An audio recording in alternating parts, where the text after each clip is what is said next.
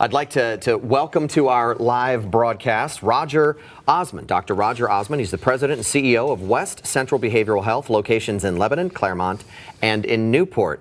Dr. Osmun, thank you so much for joining us. Tell us a little bit about what your program does for folks in the western part of our great state. Sure. West Central Behavioral Health is a community behavioral health organization. We're one of the 10 centers in the state of New Hampshire. So we predominantly serve Sullivan County and Lower Grafton.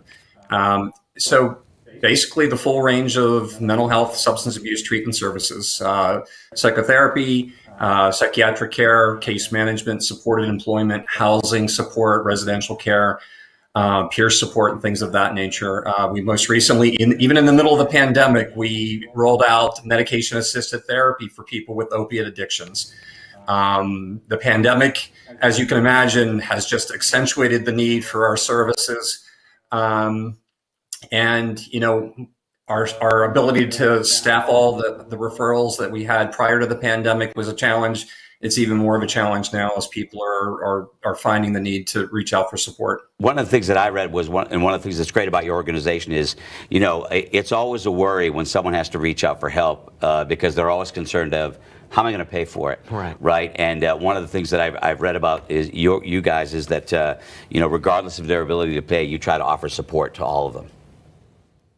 Yeah, absolutely. And especially I think during the pandemic when the increased need, you know, the Medicaid population has probably become a much bigger part of our client base, but we do nearly $600,000 in charitable care that, you know, and that's why, you know, charitable contributions are so important to us as an organization so that we can continue to do that, meet the needs of people in the community. It seems like we've come such a long way in recognizing mental health issues and concentrating. We still have a way to go, but it seems like much more so nowadays it is recognized, it's accepted as something that needs attention and help, and we are moving in the right direction, although I'm sure everybody who's associated with it thinks we could do better and move faster, but we are slowly getting in there. Is that fair to say?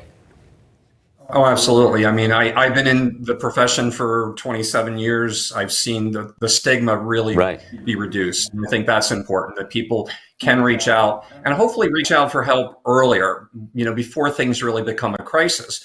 But, you know, on that note, the state's really taken a big step forward. I mean, West Central, we're staffing up to roll out next month is 24/7 mobile crisis services. The idea, it doesn't matter how big or small the crisis is, rather than waiting until you have to be hospitalized, calling us 24/7 at 2 o'clock in the morning, you know, we can have a team that can come out to your home, to your place of work, to your school, to intervene while it's still a very manageable issue. So I think as the stigma gets reduced, I'm hoping that, you know, people in the community really do reach out for this new service in a very positive way. You know, Roger, 2020 was obviously the year of COVID, but I'd say it was probably also the year of everything, telehealth, and using our technology to connect with people. Do you foresee being able to continue that kind of thing? Will that make your job easier and make the connections easier with people through into the future? You know, yeah, telehealth existed before the pandemic, but it threw us into it hook, line, and sinker. We had to figure out how to make it work for everyone. Fortunately, you know, the state legislature has passed a bill last year that really expanded, you know, offered equity for, you know, reimbursement for telehealth, you know, removed some of the barriers so that we could even do this post-pandemic. So we're trying to figure out how to find that balance. It's been fortunate for many people who, whether transportation or other factors coming in on a regular basis may have been a challenge.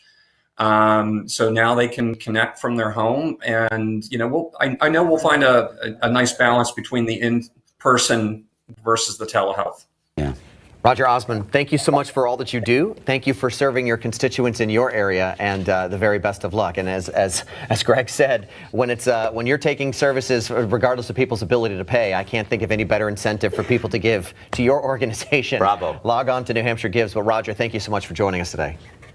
Thank you for your time. You got it. Take care.